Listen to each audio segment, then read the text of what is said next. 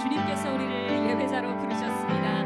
그 부르심에 반응하며 이 시간 다 함께 자리에서 일어나셔서 놀라우신 주님의 은혜로만 나아갈 수 있음을 선포하며 나아가겠습니다.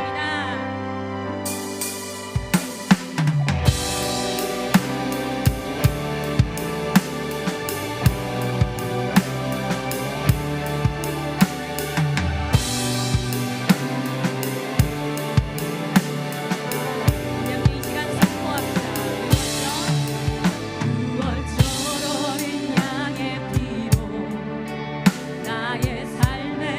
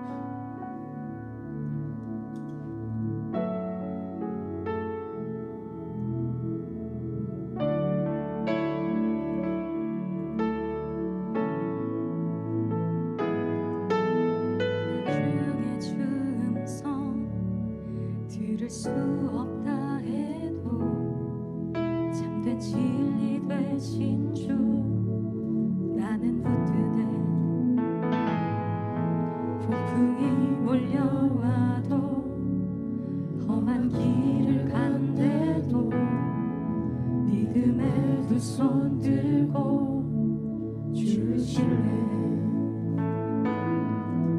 내게 행하신 그 놀라운 일,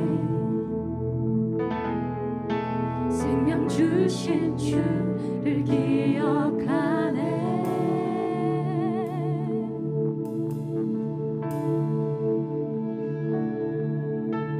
그 사랑이 내려와 날 자유케 하셨네. 영원히 나는 주님의 것. 산과 골짜기에서 내 영혼 노래하네. 영원히 나는 주님의 것. 고난 주의 주는 손 들을 수 없다 해도 참된 진리 되신 주 나는 붙드네.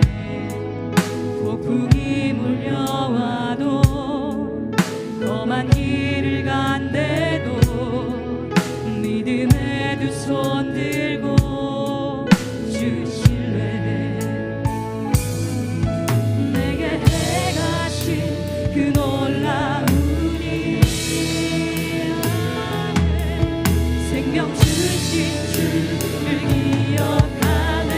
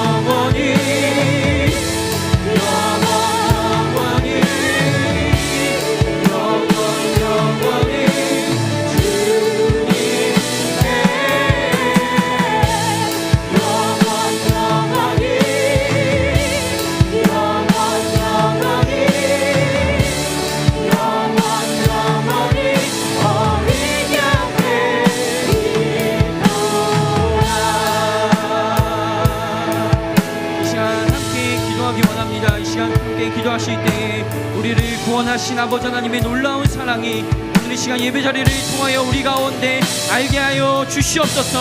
하나님께서 십자가에 달려 돌아가셔서 나를 위하여 돌아가신 아버지 하나님의 놀라운 사랑, 예수 그리스도를 모르신 그 놀라운 사랑을 알게 하여 주시옵소서. 변함없는 그 이름 예수 그리스도를 의지하며 주님 앞에 나아가오니 오늘 이 시간 예배자리를 통하여 우리 가운데 그 아버지 하나님의 사랑을 알게 하시고 그 아버지 사랑을 느끼게 하시며 사랑으로 말미암아 주님 앞에 나아가는 우리가 되게 하여 주시옵소서. 그러한 예배 되게 하여 주시옵소서.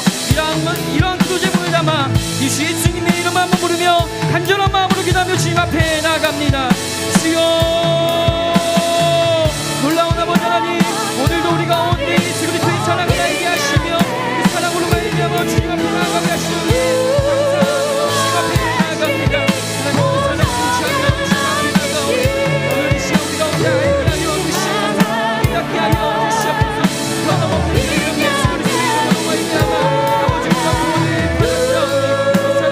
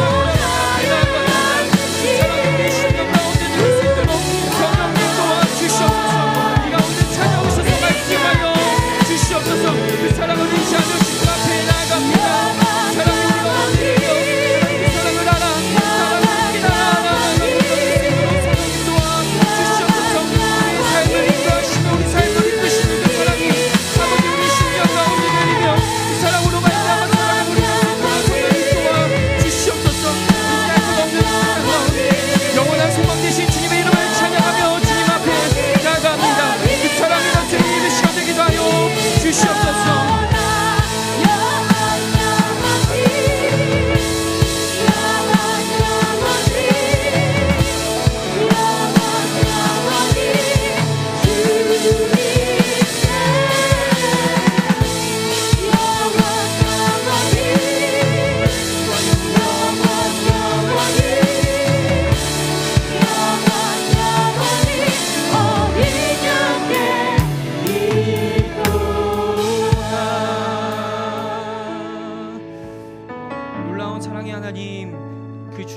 감사와 영광을 올려드립니다.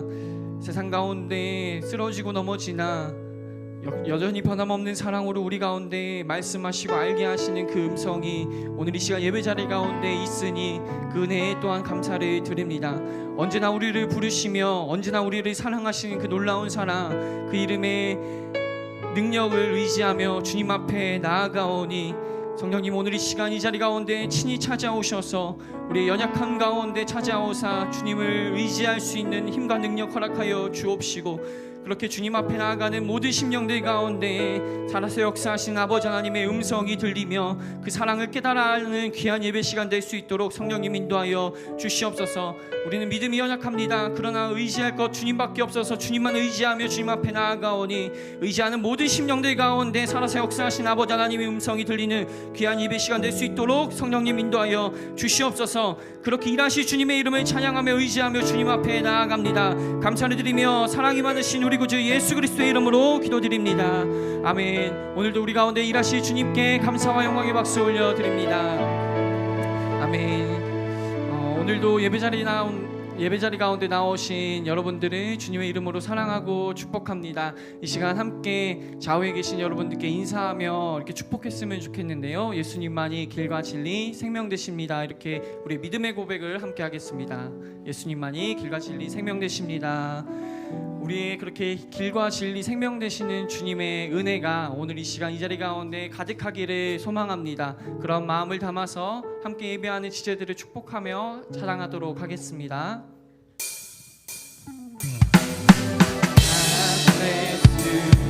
주님의 크신 은혜가 당신의 영혼 속에 가득 흘러 넘치네.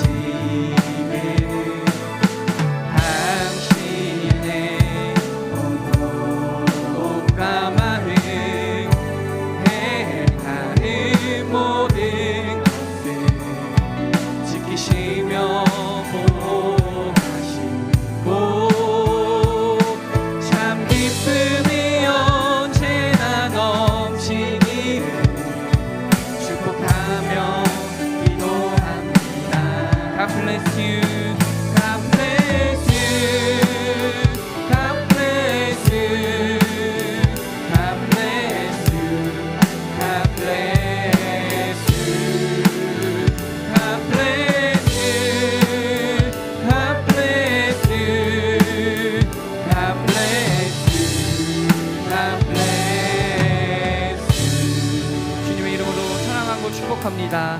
이 시간 말씀 듣도록 하겠습니다. 목사님 나오셔서 바늘길을 통과할 수 있다고 자만하지 마라 라는 제목으로 하나님의 말씀 선포해 주시겠습니다.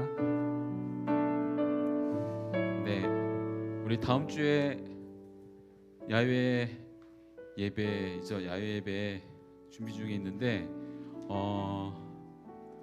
네, 다 오실 거죠?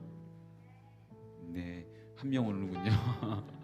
네, 아무튼 고민하다가 바베큐 고기로 다 채우기는 좀 힘들 것 같아 갖고, 그러면 돈이 너무 많이 들잖아요. 그래서 고민하다가 작년에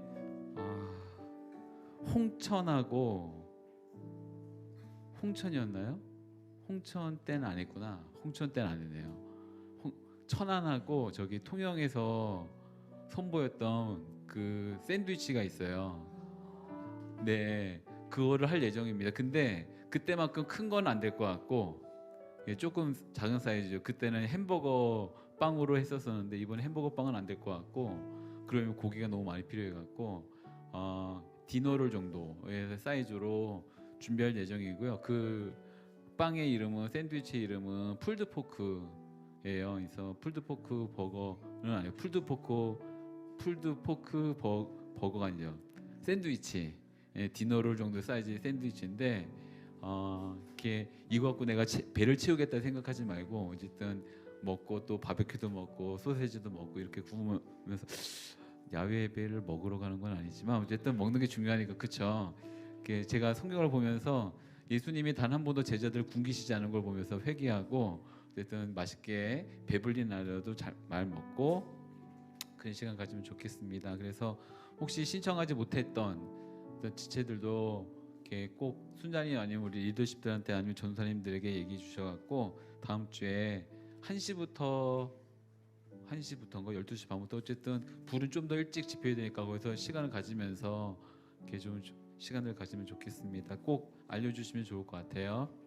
오늘 말씀 같이 보겠습니다. 마태복음 19장 23절에서 30절까지 말씀 같이 읽습니다. 마태복음 19장 23절에서 30절입니다. 같이 읽습니다. 그때 예수께서 제자들에게 말씀하셨습니다. 내가 진실로 너희에게 말한다. 부자는 하늘나라에 들어가기가 어렵다. 다시 내가 너희에게 말한다. 낙타가 바늘귀로 들어가는 것이 부자가 하늘나라에 들어가는 것보다 쉽다. 제자들은 이 말씀을 듣고 매우 놀라 물었습니다. 그러면 도대체 누가 구원을 얻겠습니까? 예수께서 그들을 바라보시며 말씀하셨습니다. 사람에게는 불가능한 일이다. 그러나 하나님께는 모든 것이 가능하다. 베드로가 대답했습니다. 보십시오, 우리는 모든 것을 버리고 선생님을 따랐습니다. 그렇다면 우리는 무엇을 얻겠습니까? 예수께서 그들에게 말씀하셨습니다. 내가 진실로 너희에게 말한다. 새 세상에서 인자가 자기의 영광스러운 보좌에 앉게 되면 나를 따르는 너희도 12보좌에 앉아 이스라엘의 12지파를 심판할 것이다. 또한 내 이름을 위해 집이나 형제나 부모나 자녀나 논밭을 버린 사람은 누구나 100배나 받을 것이며 또 영생을 물려받게 될 것이다. 그러나 먼저 된 사람이 나중되고 나중된 사람이 먼저 되는 일이 많을 것이다. 아멘. 우리 아까 전사님이 인사를 이렇게 해갖고 함께 인사했는데, 저는 여기다가 이런 앞에다가 수식어를 붙이는데 믿음의 고백입니다. 믿음의 고백, 신앙의 귀한 고백으로 성우간에 인사하는 것인데, 이거는 마땅히 교인들이, 크리스찬들이 하나님을 믿고 예수님을 따르는 이들이 만났을 때마다 나눠야 되는 귀한 신앙의 고백이면서 인사라고 생각이 되어집니다. 그래서 다시 한번 또박또박 예수님만이 길이요 진리요 생명 되십니다. 한번 좌우로 앞뒤로 한 번씩 인사하겠습니다. 시작. 예수님만이 길이요 진리요 생명 되십니다. 아멘. 이 말에 있어서 몇 번을 걸쳐서 설명을 했었는데, 예수님은 단순하게 어떤 좋은 길이, 올바른 길이, 정직한 길이 있다는 것을 알려주는 분이 아니시고, 또한 어떤 그 가운데 어떻게 하면 참된 진리를 우리가 깨달을 수 있다거나 아니면 우리가 얻을 수 있다는 것을 말씀해 주는 분도 아니며, 또한 어떻게 해야지만 생명을 얻을 수 있다라고 그 방법을 가르쳐 주시는 분이 아니라는 것입니다. 역사 가운데 수많은 성자라든가 아니면 뭔가 지성과 놀라운 어떤 깨달음을 깨달았다고 말하는 사람들이 그 길을 어떻게 가면 되는지, 어떤 길을 가면 되는 것인지, 어떻게 하면 생명을 얻을 수 있는지, 참된 진리를 얻을 수 있는 방법은 무엇인지 이런 것들을 가르쳐 주었지요. 그런데 만약 예수님을 동일하게 길을 가르쳐 주시거나 혹은 생명을 얻을 수 있는 방법을 안다거나 아니면 진리가 깨달을 수 있는 방법들을 가르쳐 주는 분으로 우리가 예수님을 대한다면 우리는 그냥 다른 종교와 다른 바 없는 종교인으로 살 수밖에 없습니다. 그러나 우리가 갖고 있는 신앙과 믿음은 그렇지 않지요.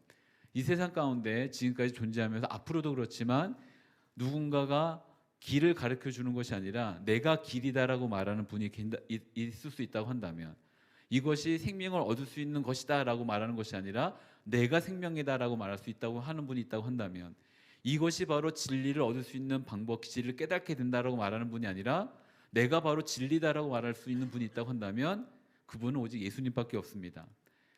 그리고 그렇게 말했던 사람도 예수님밖에 없고 앞으로도 예수님밖에 없을 것입니다. 만약 이 말을 할 수 있는 이가 있다고 한다면 예수님이 아니고서야 많은 사람들 그가 미쳤다고 말할 것입니다. 그러나 예수님이기 때문에 예수님만이 내가 바로 길이다, 내가 바로 진리고 내가 바로 생명이다라고 말씀해 주시는 것이죠. 그렇기 때문에 우리는 그 예수님의 말씀 가운데 우리의 삶의 모든 것을 의탁하고 나갈 수 있는 것입니다. 이 말은 생명을 얻는 것은 반대로 우리 스스로 길을 찾자거나 아니면 진리를 깨닫는다거나 생명을 얻을 수 있는 것은 우리 인간 스스로는 불가능하다는 것을 또한 말씀해 주는 것도 사실이죠.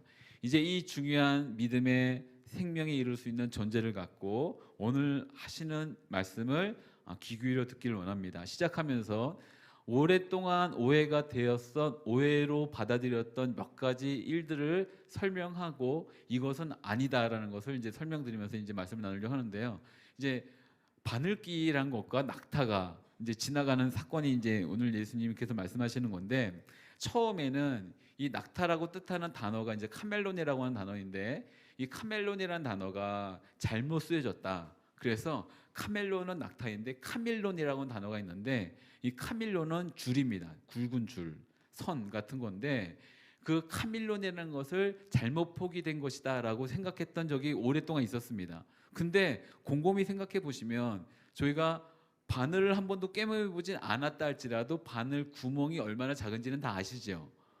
요즘에는 바늘 구멍에 어르신들이 이제 저 어렸을 때만 해도 할머니가 그 바늘 구멍에다가 이렇게 좀 실 좀 꿰봐라 하면서 부탁을 하셨던 적이 많았는데, 근데 여러분이 없다 할지라도 바늘 구멍 자체가 굉장히 작다는 건 잘 아십니다. 그 바늘 구멍에다가 이만한 줄을 넣는 것이나 낙타가 지나가는 것이나 다 똑같이 어려워요.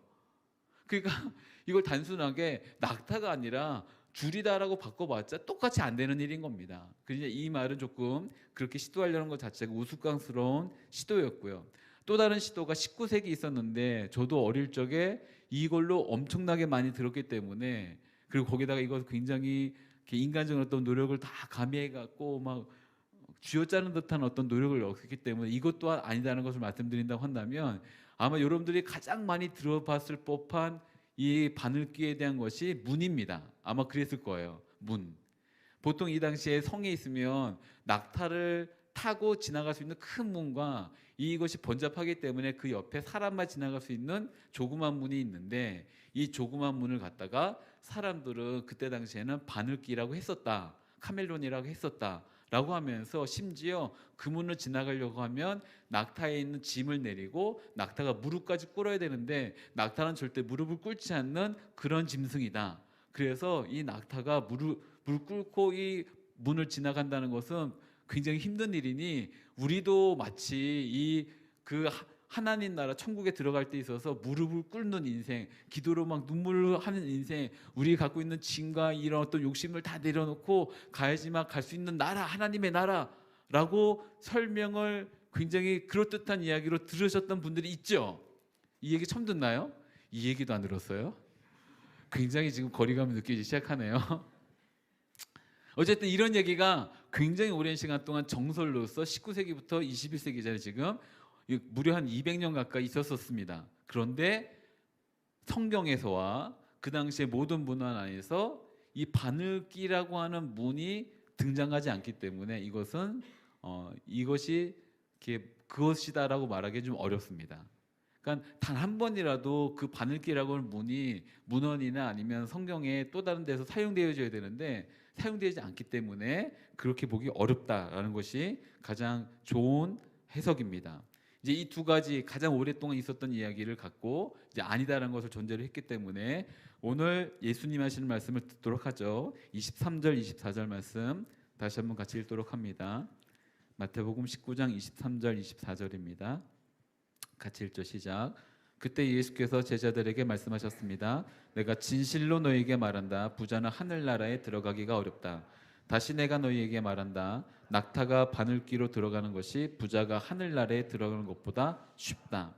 이 말씀의 시작은 어린아이와 같은 이가 하나님 나라를 소유할 것이다. 아니면 하나님 나라가 임하는 것을 경험한다는 말씀으로부터 시작되어져서 그 다음에 나왔던 사람은 우리 지난 시간에 봤던 부자 청년이 등장했죠. 이제 그런 연속성상 안에서 일어난 대화라고 우리가 기억을 한다면 대조가 되는 부분을 찾을 수 있겠죠. 대조가 되는 부분을 찾아야 되는데 가장 먼저 부유함이라 한다면 재물이라 한다면 아마도 하나님 나라를 떠날 수 있는 뭔가 유혹에 빠질 수 있는 가장 강력한 자극제임은 틀림이 없습니다. 왜냐하면 돈으로 모든 것을 살 수 있다고 생각하게 되기 때문이죠. 내가 돈이 많아지면 그것은 뭔가 할 수 있을 거야, 살 수 있을 거야, 해결할 수 있을 거야. 돈이 곧 힘이고 돈이 곧 능력이고 돈이 곧 우리에게 모든 것을 해줄 수 있다고 착각하게 만들기 때문이죠. 그래서 돈이 많아지면 하나님이 필요 없지 않을까라는 어떤 사단의 유혹이 찾아올 수 있는 쉬운 통로이기도 하기 때문입니다. 또한 하나님을 대체할 수 있는, 하나님을 대신할 수 있는 모조품을 돈으로 살 수 있다는 착각이 우리 인간 가운데 들어올 수 있기 때문이죠. 그런데 계속해서 설명드리는 어린아이는 반대입니다.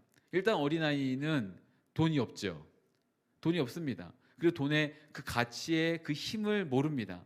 본인이 들고 있는 5만 원을 갖고 얼마나 살 수 있는 데나 개념 자체가 없고 본인에게 그만한 능력도 없고 아무것도 없기 때문에 전적인 의존 상태가 될 수밖에 없는 것이 어린아이입니다.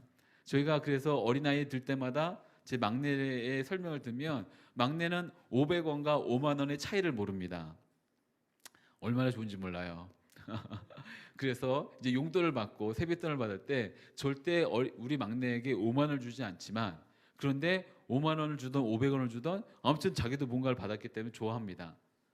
어쨌든 이런 상태이죠. 그러나 그가 그의 가치도 모르고 힘도 모르고 능력도 모르기 때문에 어쨌든 부모에게 전적인 의존 상태에 있는 것은 우리가 확실하게 알 수 있고 자신에게 이 부족한 것을 채워줄 수 있는 상대는 분은 다른 누군가가 옆집 아저씨가 아니라 나의 부모라는 것을 명확하게 알고 필요를 느낄 때마다 부모에게 달려가는 것이 어린아이이죠.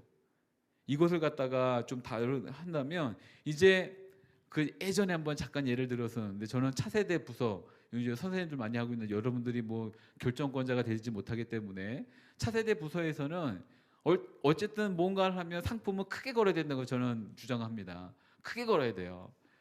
몇 년 전인데 수년 전에 있었던 일인데 이제 제 큰애가 이제 한 5년 전쯤 됐던 것 같아요. 5년 전쯤 교회에서 큐티를 열심히 하면 끝나면 뭔가 이제 상품을 주는 일이 있었습니다.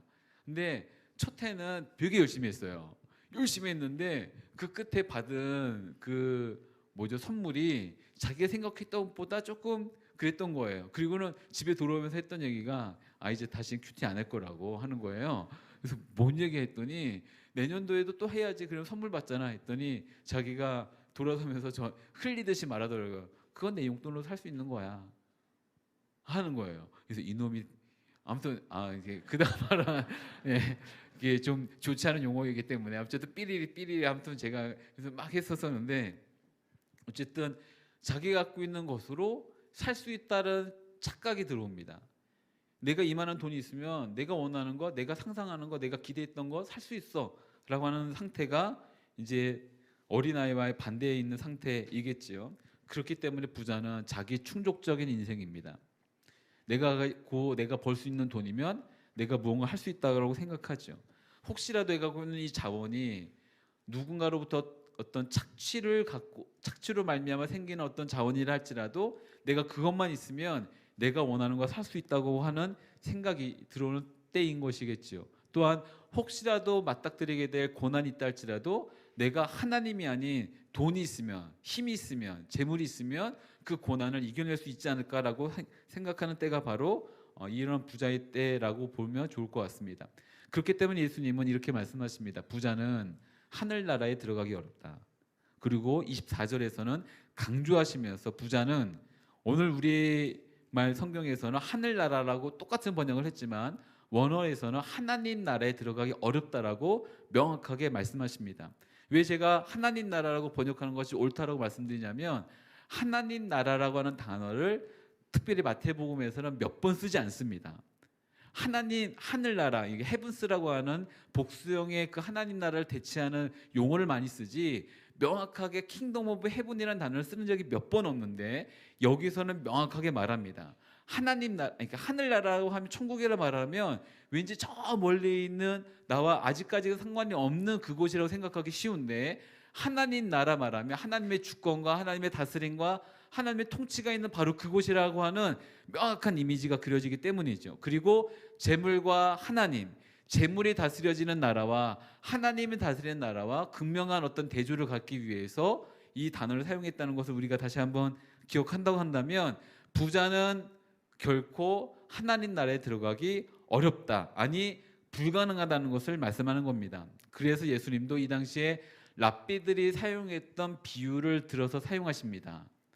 탈무드에 이런 말이 있는데, 일단 읽어드리고 설명을 드릴게요. 탈무드에 이런 말이 있는데, 사람이 꿈에 자기 생각이 바늘귀를 통해 들어가지만, 설명을 드릴게요.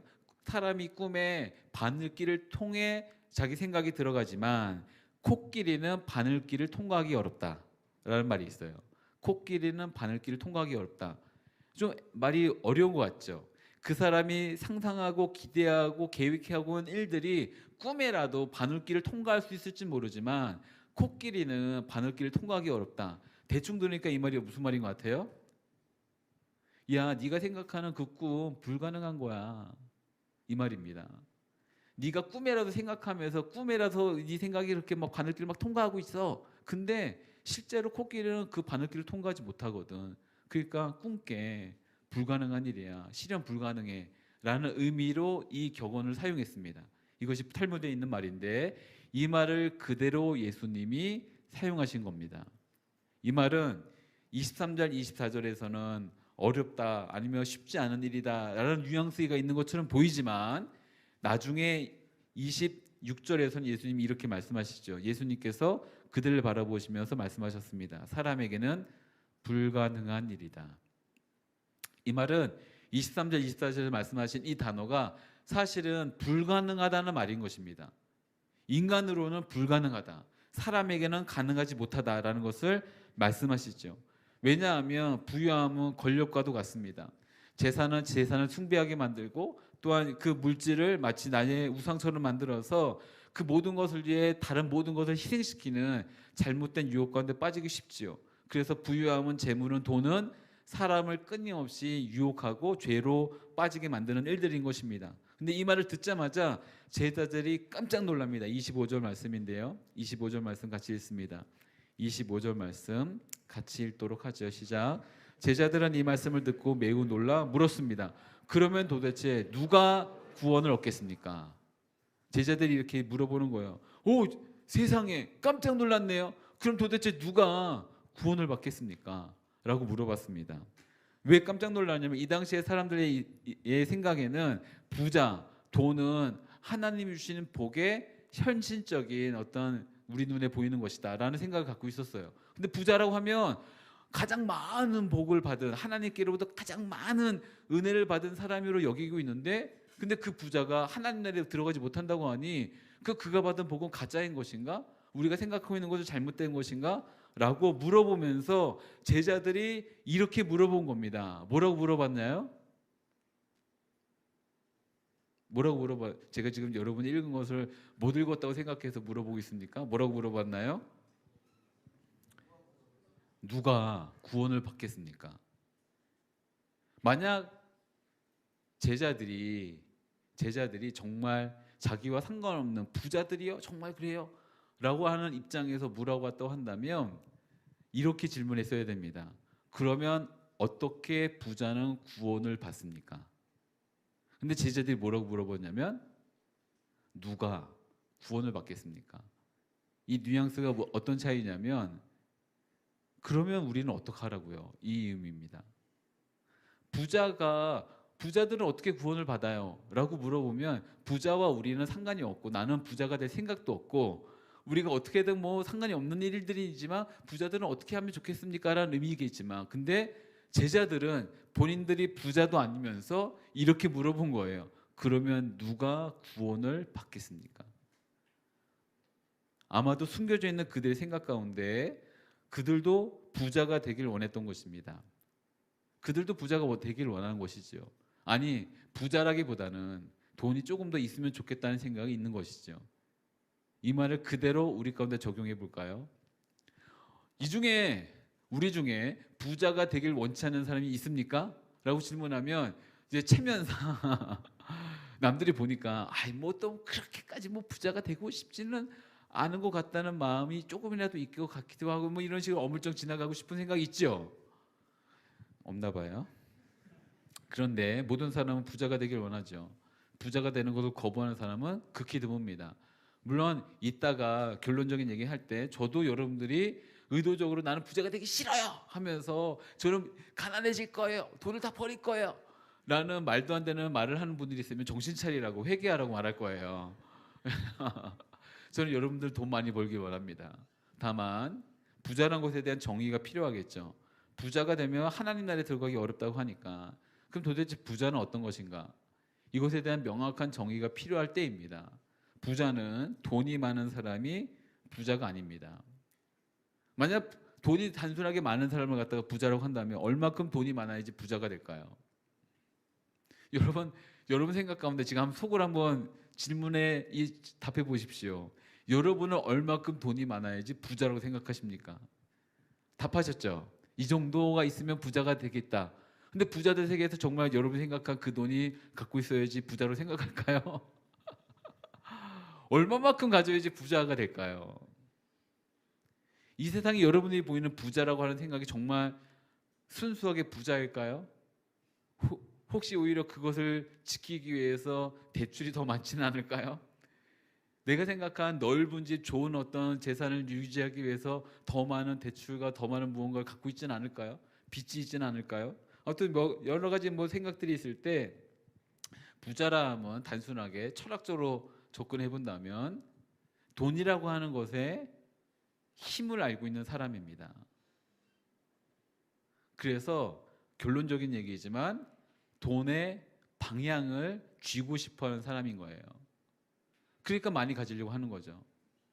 그러니까 돈이 단순하게 많다고 해서 부자가 아니라 그 돈의 무서운 가치를 알고 그것을 내 마음대로 사용하고자 하는 사람이 부자인 것입니다.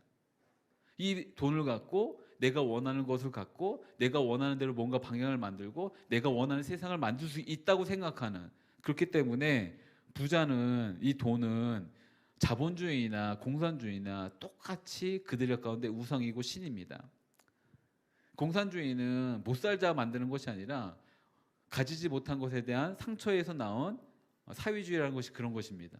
그러니까 그런 것에서 나온 어떤 생각들로 더 많은 재물과 더 많은 것들을 획득하기 위한, 그리고 돈이면 뭐든지 다 된다고 생각하는 것이 이 돈의 힘이 갖고 있는 것이겠죠. 돈의 힘은 실로 대단한 것입니다. 그렇기 때문에 오랜 시간 동안 인류 역사 가운데 강력한 신으로, 우상으로 사람들을 좌지우지하며 유혹했던 것은 사실입니다. 그렇기 때문에 돈은 무서운 존재이죠. 우리 힘으로, 오늘 사실 설교 제목 가운데 바늘길을 통과할 수 있다고 자만하지 마라 였는데, 원래 제목은, 제가 생각했던 원래 제목은 바늘길을 통과하겠다고 자만하지 마라 였습니다. 사실 이 두 제목 갖고 왔다 갔다 했어요. 바늘길을 통과하겠다고 자만하지 마라 이기도 하면서 바늘길을 통과할 수 있다고 자만하지 마라 이기도 합니다. 나는 이 유혹과 힘에서 자유할 수 있어 라고 생각하는 것 자체가 이미 실패한 겁니다. 왜냐하면 돈의 힘을 모르기 때문이죠. 물론 그만한 돈의 영향력에 빠져보지 않은 것이기도 하겠죠. 그것도 감사한 일이기도 합니다. 어쨌든 오랜 시간 동안 이 인간의 역사 가운데 사람을 좌지우지했던 가장 강력한 어둠의 어떤 도구이고 수단입니다. 강력한 힘은 사실 우리 가운데 주는 좋은 어떤 도구였던 것 같아요. 힘이, 이 돈이라는 것 자체가, 재물이라는 것 자체가 이렇게 도구였는데 이 도구가 어느 날 갑자기 수단으로 전락하고 또 시간이 지나면서 이 수단이 우리의 목적이 되어버렸습니다. 돈을 많이 버는 것이 목적이 되어버린 거예요. 그 돈을 많이 벌기 위한 우리의 직업이 오히려 목적을 위한 수단으로 전락해버렸죠. 사실 반대여야 되는데 돈은 우리가 갖고 있는 가치 있는 일을 이루기 위한 그 직업이든지 어떤 그것을 이루기 위한 수단이며 도구여야만 되는데 이 두 개가 위치가 바뀌어버린 거예요. 단순하게 돈이라는 것에 그 힘에 내 생각이 완전히 함몰되어져서 그것을 갖기 위한 수단으로서 나의 직업을 갖게 되고 뭔가 또 다른 어떤 전문 것을 갖게 되고 그리고 더 많은 돈을 꾀하게 되고 유혹에 빠져서 더 많은 근데 그 많은 돈을 갖고 그 많은 돈의 힘을 갖고 무엇을 해야 될지 명확하지 않은 상태가 되어버리죠. 이것이 돈이 갖고 있는 어떤 강력한 힘인 것입니다. 그래서 결국 돈은 우리 가운데 점점 우리를 질질 끌고 가는 어떤 그 강력한 힘으로 우리 가운데 찾아오게 됐습니다. 사랑하는 여러분 가운데 이 힘 가운데 빠지지 않기 위해서 휘둘리지 않기 위해서 필요한 것은 설교 제목처럼 나는 아니다라는 착각에 빠지면 안 됩니다. 나는 바늘길을 통과할 수 있어 라고 생각하거나 나는 통과하겠다고 자만하면 안 된다는 것이죠. 돈은, 재물은 철저하게 도구일 뿐입니다. 더 높은 가치에 우리 가운데 주신 어떤 이 땅에서의 어떤 소명과 사명을 이루기 위한 좋은 도구일 뿐인 것이겠지요. 이것이 두 개가 바뀌면 안 됩니다. 바뀌게 되면 여러분 가장 극악무도한 나쁜 일들을 갖다가 말할 때 인신매매잖아요. 사람을 돈으로 사고 파는 것입니다. 그렇죠? 단순하게 돈으로 사람의 어떤 그것들을 매기고 그것을 팔고 하는 일들이 있는 것입니다. 돈 때문에 일상에서 우리 양심을 팔거나 적당히 눈을 감거나 하는 일들이 얼마나 많이 있습니까? 그렇기 때문에 이 돈의 힘을 과소평가하지 않고 나는 괜찮다고 생각하지 않고 나는 이겨낼 수 있다고 생각하지 않고 철저하게 하나님 앞에 겸손함으로 나가는 것이 필요한 것이겠죠. 부자를 정리하면 부자는 돈이 많은 사람이 아니라 돈이 나의 우상이 되어버리고 돈을 하나님처럼 생각하는 것이고 나의 모든 방향을 돈에다가 맞춰 있는 상태가 바로 부자인 것입니다. 그래서 부자는 하나님 나라에 들어가기가 어렵습니다. 아니 불가능합니다. 돈이 많아져서 하나님 나라에 들어가는 것이 어려운 것이 아니라 돈을 향한 나의 경향성, 나의 방향이 그대로 이렇게 고정되어 있기 때문에 하나님 나라가 들어가기 어려운 것이겠죠. 불가능한 것입니다. 그러니 이런 질문 가운데 예수님이 26절에 대답해 주십니다. 26절 말씀 같이 읽도록 합니다. 26절 말씀입니다. 시작. 예수께서 그들을 바라보시며 말씀하셨습니다. 사람에게는 불가능한 일이다. 그러나 하나님께는 모든 것이 가능하다. 아멘. 예수님이 제자들을 보셨을 때 저는 예수님이 어떤 눈으로 바라보셨을까라고 그냥 상상해 봤는데 얘들 또 그러냐? 라는 마음을 보시지 않았을 것 같아요. 다행이죠. 다행인 겁니다. 다만 사람들은 몰라도 제자들은 조금 더 하나님이 말씀해 주시는 이 진리 가운데 접근하려고 몸부림치는 상태인 것 같아요. 라는 그 마음으로 예수님이 제자들을 바라봐 주시지 않았을까 싶습니다. 하용주 목사님께서 들려주신 이제 이야기 중에 본인이 겪으셨던 어떤 그 경험 중에 미국의 집회에 참석하기 위해서 갔었을 때 일을 말씀해 주셨습니다. 여러 사람들이 이제 집회를 보면 나와서 이제 간증을 하는 일들이 있었었는데 어떤 한 사람이 나와서 물론 미국 사람입니다. 나와서 간증을 하려고 하는데 눈물을 흘리면서 머뭇머뭇거리다가 수분이 지난 다음에 몇 분이 지나고 다음에 이제 겨우 한마디를 뗐는데 그때 했던 말이 나는 하나님께 대하여 이렇게 굶주려 있습니다. 목마릅니다. 라는 고백이었던 거예요. 근데 이 말을 내가 이제 하용주 목사님께서 이게 잘못 들었는지 싶어서 옆에 계셨던 이제 사모님에게 물어보셨대요. 사모님 영어를 더 잘하시거든요. 근데 물어보셨대요. 그랬더니 사모님이 이렇게 풀어서 다시 한번 설명해 주셨습니다. 하나님에 대한 갈망이 있다고 하시는 것 같아요. 하나님에 대한 갈망.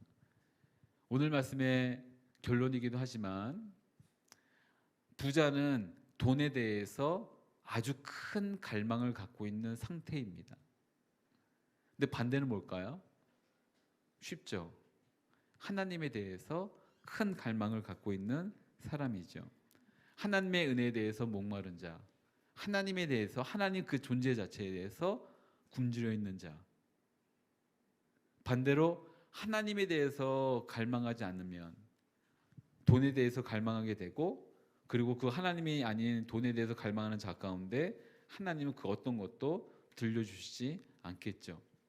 우리 가운데 요새 너무 뭔가 내 마음 가운데 목마름이 있고 공허함이 느껴지는데, 허무함이 느껴지는데 도대체 이것을 알지 못하겠다라고 느끼는 분들이 또 한다면 하나님에 대한 목마름이 적어진 상태입니다.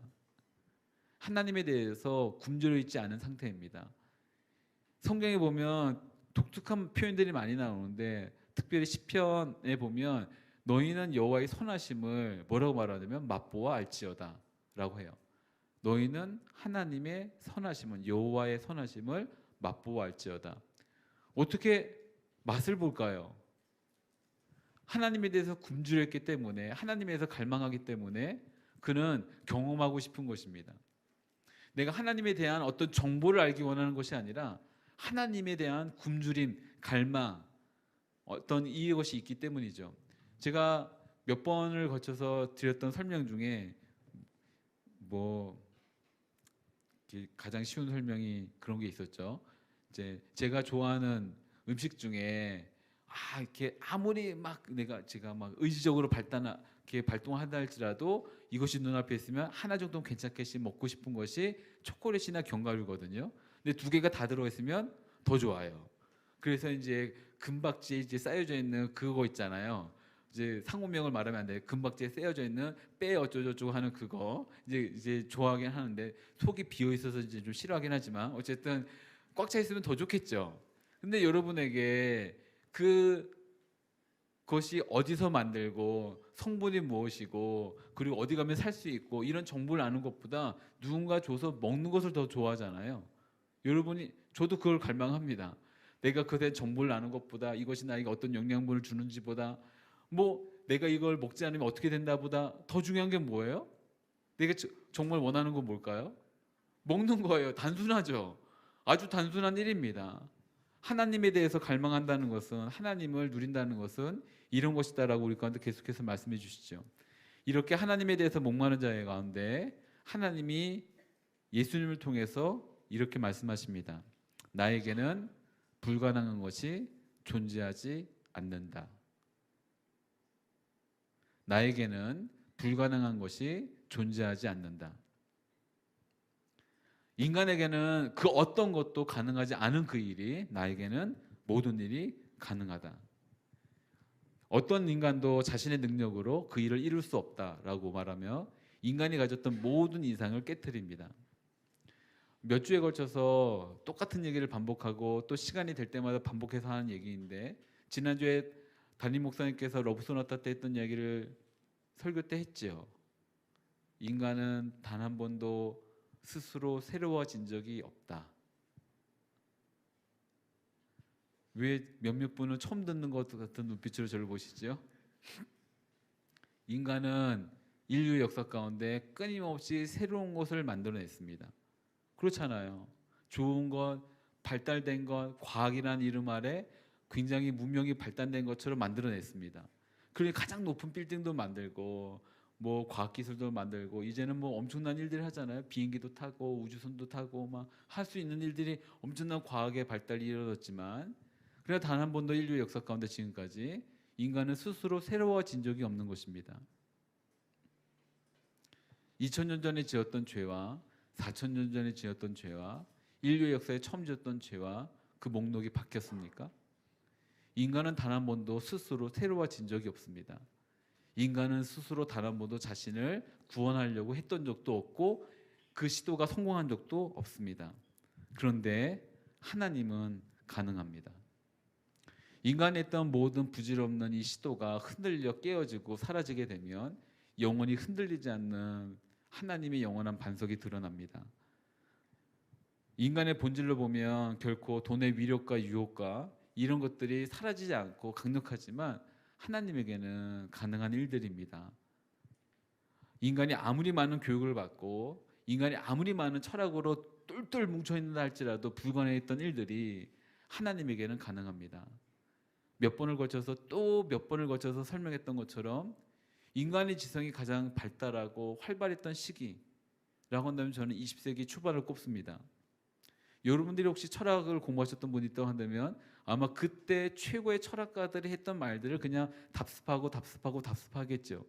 신학도 그렇고 인간의 윤리도 그렇고 교육도 그렇고 대부분 다 그렇고 거기에 가장 중심에 있었던 나라가 독일입니다. 근데 그 독일이 무려 2번이나 세계대전을 일으킵니다. 가장 좋은 교육을 받고 가장 훌륭한 이성으로 똘똘 뭉쳐 있었으면 죄를 짓지 않아야지요. 사람이 좀 더 나은 세상을 만들 수 있어야죠. 과학이 이렇게 많이 발달했는데 그 발달한 과학으로 사람이 죽이지 않아야 되는데 살려야 되는데 더 많은 사람을 죽입니다.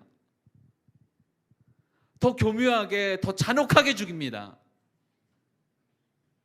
놀라운 일이죠. 사람이 더 잘 살 수 있을 거라고 생각했는데 100년 전의 사람들은 그렇게 생각했을지 모릅니다.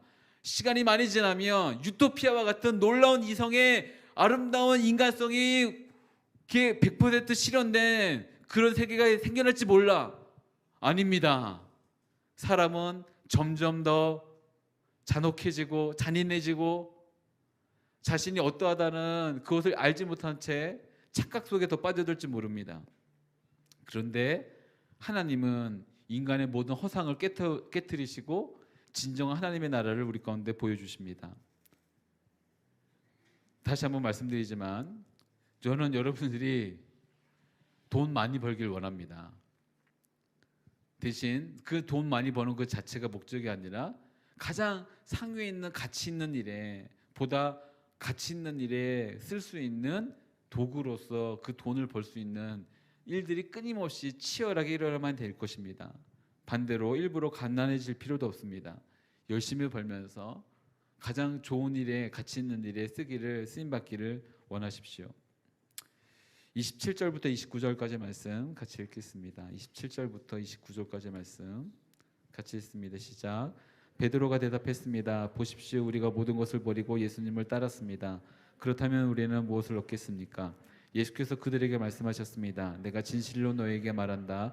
새 세상에서 인자가 자기의 영광스러운 보좌에 앉게 되면 나를 따르는 너희도 12보좌에 앉아 이스라엘의 12지파를 심판할 것이다. 또한 내 이름을 위해 집이나 형제나 부모나 자녀나 논밭을 버린 사람은 누구나 100배나 받을 것이며 또 영생을 물려받게 될 것이다. 아멘. 부자 청년은 그 소유를 포기하지 못하고 떠나갔지만 대조적으로 이 12제자는 예수님을 따랐습니다. 베드로도 안드레도 야고보도 요한도 그리고 나머지 모든 마태나 이들도 예수님을 따랐죠. 베드로와 이 안드레 같은 경우에는 배를 정도만 버렸지만 야고보와 요한은 아버지로부터 떠난 거예요. 나중에 뭐 설명할 기회가 있을지 모르겠지만 세베대 아들들이었던 이들은 그 집안 자체가 굉장히 부유함이 있었는데 갈릴리에서 어업을 하고 있었던 이 집안이 이제 제사장 가문하고도 연결되어 있어서 요한복음에 따르면 베드로가 그 대제사장 가문 가운데 집안 가운데 들어갈 수 있도록 터준 것이 이제 요한인 겁니다. 그 정도로 이제 알고 있었던 이제 큰 집안인 거예요. 부유함을 갖고 있는 집안인데 이 형제도 역시 아버지를 떠났습니다. 베드로는 결혼도 했는데 집과 아내를 잠깐 동안 떠나서 예수님을 따라가고 있었죠. 마태도 세리로서의 직업도 버리고 친구들도 포기했습니다. 근데 그런 상황 가운데 예수님께 질문하는 거예요. 우리가 이렇게 모든 것을 버리고 주님을 따르고 있습니다. 부자 청년은 주님을 따르지 못하고 자신이 갖고 있는 것을 버리지 못했는데 이렇게 따르고 있는 우리들은 그들과 다른 무언가를 얻게 되는 것입니까? 라고 질문한 거예요. 굉장히 세속적으로 느낄 수도 있겠죠. 그런데 저는 이 나중에 나오는 말씀을 말미암아 다행히도 사람들은 이런 굉장히 이상적인 생각을 합니다. 선행이란 선 그 자체만으로 만족되어야 된다라는 말을 하죠. 근데 이건 말이 안 됩니다. 선행이란 선 그 자체만을 위한 것이다라는 그 말에 이미 사람들이 바라는 가장 이상적인 보상이 있는 거예요. 자기가 가장 고상하다라는 것을 어떤 칭찬받기 위한 것이 이미 들어가 있는 거예요. 그렇죠? 그러니 선행이란 선 그 자체를 위한 것이다라는 그 말도 이미 자신이 원하는 보상을 받길 원하는 생각이 들어가 있는 말인 것입니다. 그래서 보상이 없는 무언가는 이 하나님이 원하시는 것이 아니다라고 생각할 수도 있는데, 다행히도 이 생각이 틀리지 않았다는 것을 예수님께서 말씀해 주시는 거예요. 첫 번째, 제자들에게는 인자가 영광스러운 보지 않게 될 때 나를 따른 12사람이 나를 따르지 않았던 12지파를 심판하는 일이 있게 될 것이다. 놀라운 말씀인 것입니다. 근데 물론 그 일은 지금 이 순간 일어날 것은 아니다라는 것을 말씀해 주신 것이고, 두 번째 29절 말씀을 보면 100배나 받을 것이다. 할렐루야. 이렇게 굳이 억지로 내가 보상받지 않을 거예요 이렇게 다짐하지 마시고, 어쨌든 여러분이 했던 그 하나님을 따름에 있어서 100배나 보상받게 될 것이다. 또한 부자 청년이 예수님께 찾아와서 물었던 것이 무엇이었나요? 얼마나 더 많은 부를 얻을 수 있습니까? 얼마나 더 큰 권력을 가질 수 있습니까? 내가 얼마큼 이 젊음을 유지할 수 있습니까? 라고 물어보지 않고 그 모든 것을 가졌던 이가 그의 인생 가운데 가장 궁금하고 가장 얻기를 원했던 것으로 꼽았던 것이 무엇이냐면 영생을 얻을 수 있습니까? 라고 질문했다고 한다면, 이제 너희는 그 영생을 얻을 것이다 라고 말씀해 주셨잖아요. 그렇다고 한다면 우리 가운데 주어지는 주님의 이제 보상이 있다는 것입니다. 마지막 말씀을 나누면서 이제 정리하려고 하는데요. 예수님이 이제 누가복음에 보면 제자들이 이제 파송하십니다. 파송하시고 그 파송됐던 제자들이 돌아와서 이제 예수님께 이제 막 보고를 하고 있을 때 예수님이 이렇게 물어보셔요. 어떻게 물어보셨냐면 그래서 너희에게 부족한 것이 있더냐? 라고 물어보셨어요. 그래서 제자들이 뭐라고 대답했는지 아십니까? 이렇게 대답했습니다. 아닙니다. 그래서 너희가 내게서 파송을 받아서 살아가고 있던 그때 부족한 것이 있더냐라고 물어봤더니, 그 모든 파송의 시간을 끝내고 예수님 앞에 모였던 제자들이 예수님께 했던 그 대답은 무엇이냐면 그런 적이 한 번도 없었습니다 라는 말이에요. 물론 예수님이 풍요로움을 누렸더냐, 풍성했냐, 배불렀냐 라고 물어보셨냐고 한다면 그건 좀 다른 대답이 나올 수 있었겠죠. 근데 예수님이 뭐라고 물어보셨냐면 부족한 것이 있었더냐, 너희가 한 번이라도 굶었던 적이 있더냐, 너희가 한 번이라도 헐벗었던 적이 있더냐, 너희가 한 번이라도 그렇게 어려웠던 적이 있더냐라고 물어봤는데 제자들이 무엇이라고 대답하냐면 한 번도 그런 적이 없었습니다.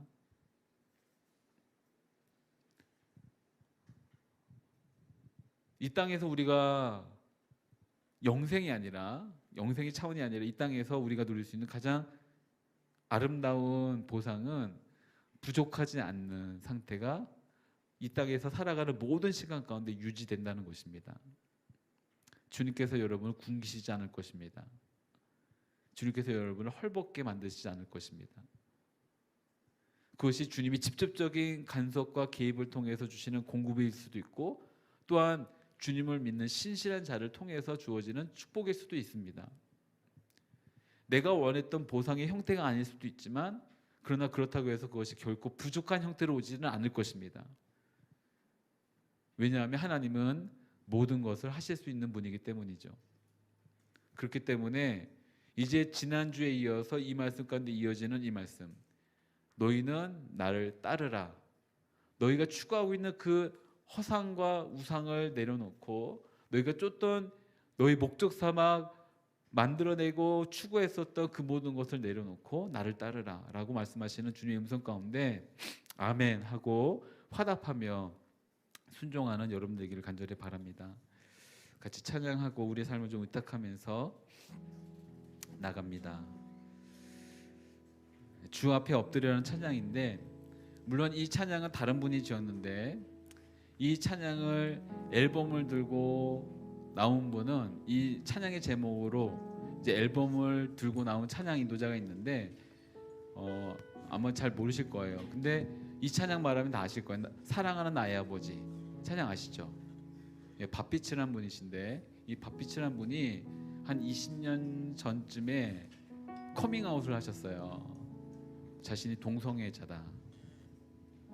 근데 이제 공동체가 공격하고 이제 막 할 법한데, 왜냐하면 이미 사랑하는 나의 아버지 찬양을 만드시고 난 다음에 세계적으로 유명한 찬양 인도자로 또 그런 사람을 이제 활동하고 있을 때 커밍아웃 하시고 있기 때문에 엄청나게 큰 이제 파란인 것이겠죠. 근데 심판하고 판단하고 궁지로 몬 것이 아니라 어떤 공동체에서 그를 품어줬습니다. 그거 품으면서 이제 이렇게 다시금 하나님 앞에 붙들릴 수 있는 시간을 가질 수 있도록 끝까지 기다려주고 믿어준 거예요. 그래서 그는 결국 그 오랜 시간을 끝내고 하나님 앞에 돌아오면서 내가 하나님 앞에 드릴 수 있는 귀한 고백이 무엇인가라고 고백했을 때 이 찬양을 갖고 나왔습니다. 그가 생각했던 우상, 누군가에게는 돈이었지만 그에게는 이 어떤 사랑이란 것이죠. 잘못된, 왜곡된, 깨어진 사랑이라는 것입니다. 근데 지금 여러분들에게 돈이란 것만 갖고 부자라고 말했지만 부자가 돈의 문제가 아니라 방향이라고 말씀드렸다고 한다면, 나는 돈이 아니고 다른 어떤 것이든 간에 그것이 하나님 자리를 대체하고 그것이 나의 목적이 되고 그것을 얻기 위한, 내가 누리기 위한 수단으로서 다른 모든 것을 사용한다고 한다면, 그것이 사람이건 하나님이건 어떤 것이건 간에 그것이 수단이 되어버린다고 한다면, 그 목적 자체가 왜곡되고 잘못된 것이라고 한다면 우리 인생이 파괴되는 것은 극명한 사실입니다. 그래서 이 찬양 가족이 같이 하면서 이것을 빠져나갈 수 있는 유일한 방법은 주님 앞에 엎드린 것 말고는 없습니다. 채워도 채워지지 않는 이 공허함과 허무함을 채울 수 있는 유일한 방법은 영원한 것을 채우는 것입니다. 근데 재물은 영원하지 않습니다. 사랑은 인간의 사랑은 영원하지 않습니다. 권력은 영원하지 않습니다. 근데 영원한 것을 찾아야죠. 영원한 것을 채워야 됩니다. 그것을 깨달았던 이들이 이렇게 고백합니다. 주 앞에 엎드려 경배합니다. 오직 주께 경배합니다. 다른 신 아닌, 다른 어떤 우상 아닌 오직 주님만 경배합니다. 이 마음으로 함께 고백하면서 우리 마음을 내어드리며 같이 기도하며 나갑니다. 주 앞에 엎드려 주 앞에 엎드려 경배합니다. 오직 주께 주 경배합니다. 주 경배합니다. 다른 신 아니 오직 주께 주 앞에 엎드려 경배합니다. 주 앞에 엎드려 경배합니다. 오직 주께 주님을 경배합니다. 주 경배합니다. 다른 신 아니 오직 주께 나의 모든 우상들 나의 모든 우상들 나의 보상 모두 다 내려놓고 나의 모든 우상들 나의 모든 우상들 나의 보상 모두 다 내려놓고 나의 모든 우상들 나의 모든 우상들 나의 보상 모두 다 내려 나의 모든 우상들 나의 모든 보좌 내려놓고 나의 보좌 모두 다 내려 나의 모든 우상들 나의 모든 우상들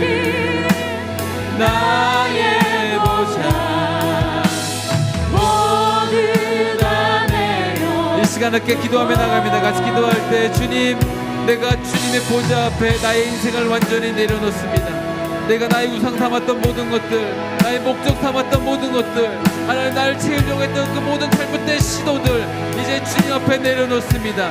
오직 주님만으로 온전히 채움받기로 나오니 성령 하나님 오셔서 나의 이 텅 빈 영혼 가운데 깨어져 밑빠진 독과 같은 인생 가운데 성령 하나님 오직 주님만으로 만족되어진 인생 될 수 있도록 충만하게 임하여 주시옵소서. 성령 하나님 임하여 주시옵소서. 주의 이름을 부르며 간절한 마음으로 주의 인지를 구하며 주의 만져주심을 구하며 함께 기도하며 나갑니다. 같이 기도하겠습니다. 주여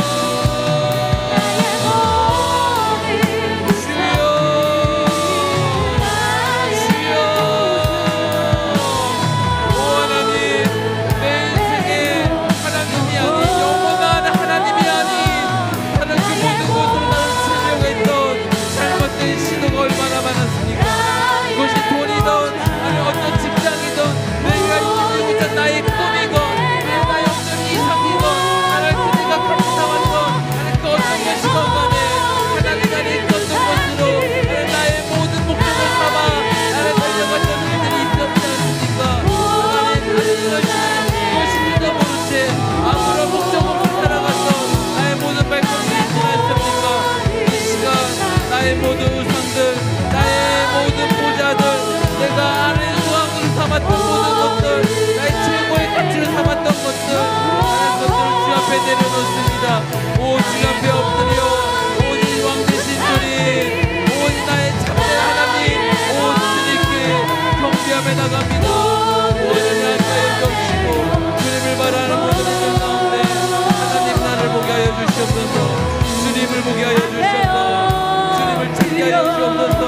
주님의 이름을 부르게 하여 주시옵소서. 오 하나님 하나님을 구하며 나갑니다.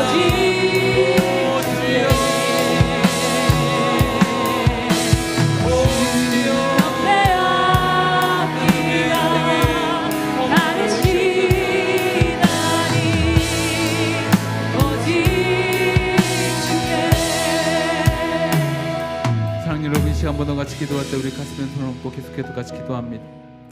목적 자체를 알지 못하는 곳 그냥 걸어갔던 그것도 사실은 허무함이라고 하는 우리의 우상인 것입니다. 공허함이 우리의 우상인 것입니다. 굳이 내가 그렇게 힘써봤자 아무것도 내가 갖지 못한다고 하는 어떤 그런 잘못된 생각도 우리의 우상인 것입니다. 하나님은 우리 가운데 너는 아무것도 아니다라고 말씀하시는 분이 아니신 것입니다. 오히려 바울이 말합니다. 할 수 있거니 무슨 말이냐. 믿는 자에게는 능치 못함이 없다라고 말씀하십니다. 우리에게 믿지 못한 그 자체가 우상일 수도 있고 그리고 하나님을 추구하지 않는 그 모든 것이 우리 가운데 우상인 것입니다. 한 번 더 같이 기도합니다. 같이 기도할 때 하나님 나의 이 모든 텅 비어져 있는 것을 채울 수 있는 유일한 한 분 하나님을 이 시간 갈망합니다.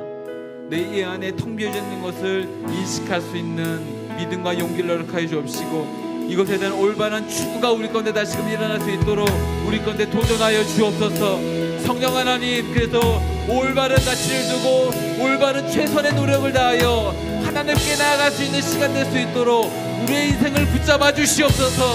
주님을 찾는 그 추구를 통하여서 참된 인생의 목적을 발견할 수 있는 우리의 모든 이들의 삶이 될 수 있도록 성령 하나님 인도하여 주옵소서. 주의 이름을 부르며 간절한 마음으로 다시 한번 기도하며 나갑니다. 같이 기도하겠습니다.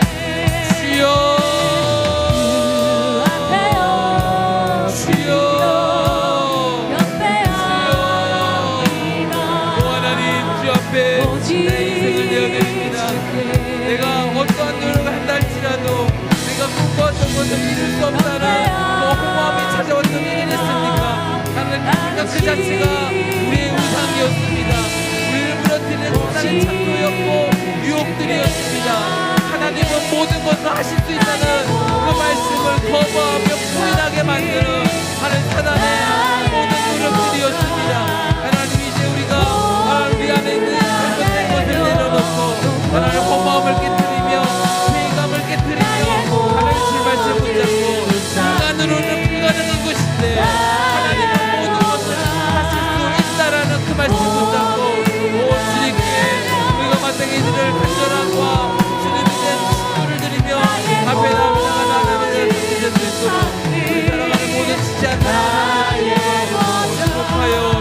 주옵소서. 하나님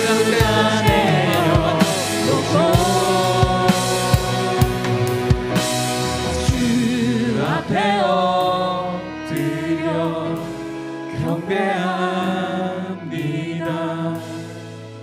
오직 우리 계속해서 같이 기도할 때, 아니 찬양할 때 그 자리에 다 같이 일어나서 이 찬양하며 주 앞에 나갑니다. 우리의 삶을 주 앞에 의탁합니다. 결단의 기도 그리고 결단의 찬양을 주 앞에 올려드리며 주 앞에 내 삶을 완전히 자복합니다. 내 삶의 주인은 오직 예수 그리스도이십니다. 내 삶의 오직 왕 되신 주님 홀로 영광받아 주옵소서. 이 마음으로 함께 찬양하며 주 앞에 나갑니다. 주 앞에 엎드려 경배합니다. 주 앞에 엎드려 주 앞에 엎드려 경배합니다. 오직 주께 주님을 경배합니다. 주 경배합니다. 다른 신하니 오직 주께 나의 모든 우상들 나의 모든 우상들 나의 모자 모두 다 내려놓고 나의 모든 우상들 나의 모든 우상들 나의 모자 모두 다 내려놓고 주 앞에 엎드려 주 앞에 엎드려 경배합니다. 오직 주께 주 경배합니다. 다른 신하니 오직 주께. 사랑하는 주님, 우리가 갖고 있었던 우리의 그 목적이 무엇입니까? 무언가를 위해 최선을 다해 노력했지만 아무것도 가지지 못해 이루지 못해 가졌던 허무함이 우리의 목적이고 또한 그렇게 목적 삼아 살아가고 있는 삶이 있진 않습니까? 아니면 돈이든 이성이건 사랑이건 아니면 직장이건 그것이 나의 목적이 되어서 그것을 이루기 위해서 다른 모든 것들을 희생시키며 도구화시키고 수단으로 삼았던 적은 있지는 않습니까? 아니면 그런 생각조차도 가지려고 했던 일들이 시도가 있지는 않습니까? 성령 하나님 오셔서 잘못된 우리의 모든 시도를 깨트려 주옵시고 우리의 헛된 우상을 깨트려 주옵시고 이제 나의 보좌로부터 나의 그 왕자로부터 내려놓아 오직 왕 되신 주님 유일한 만유의 주 되신 그 하나님만을 바라보며 예수님만이 나의 인생의 주인 되십니다라고 고백하며 나가는 복된 인생 될 수 있도록 함께하여 주옵소서. 그래서 주님 다시 만나는 바로 그날 너의 인생 가운데 부족한 것이 있었더냐라고 물어보실 때 주님 단 한 번도 한순간도 그런 적이 없었습니다. 주님은 모든 것을 하실 수 있는 분이기 때문에 저를 지켜주셨고 저를 인도해 주셨습니다. 주님 감사합니다 라고 고백하며 주 앞에 나갈 수 있는 복된 예배자의 삶이 될 수 있도록 주님 우리 인생을 그렇게 붙잡아 주옵시고 인도하여 주옵소서. 그렇게 우리의 인생을 이끄시는 주님 앞에 감사한 마음으로 준비된 예물을 드립니다.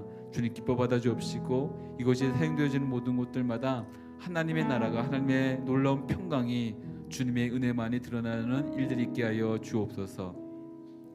이제는 우리 주 예수 그리스도의 은혜와 하나님 아버지의 측량할 수 없는 사랑하심과 성령님의 교통하심과 역사하심이 주 앞에 엎드려 우리의 삶을 온전히 예배자로 살기를 원하는 이 자리에 고개 숙인 모든 하나님의 사람들 머리 위에 또한 동일한 마음을 품고 주님을 섬기지만 이 자리에 함께하지 못한 우리 사랑하는 모든 드림워십 지체들 머리 위에 선교사님과 그 가정과 모든 선교제 위에 어려운 상황 속에서도 상황과 환경과 그 눈에 보이는 것이 아닌 오직 참된 신이시며 하나님이신 예수님 그리고 하나님만을 섬기기로 결단한 모든 지하교회 성도들 머리 위에 지금부터 영까지 함께 하시기를 간절히 축원하옵나이다. 아멘.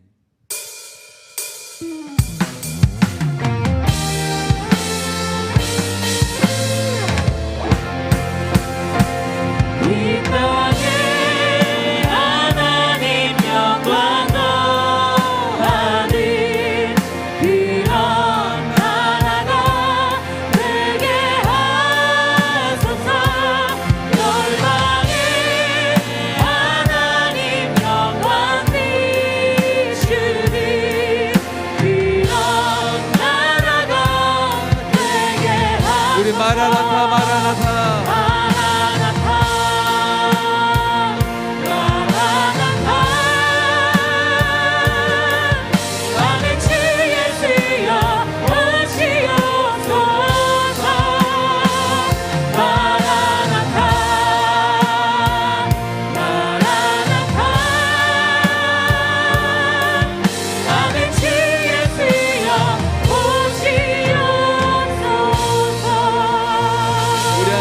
영광과 감사의 박수 올려드립니다.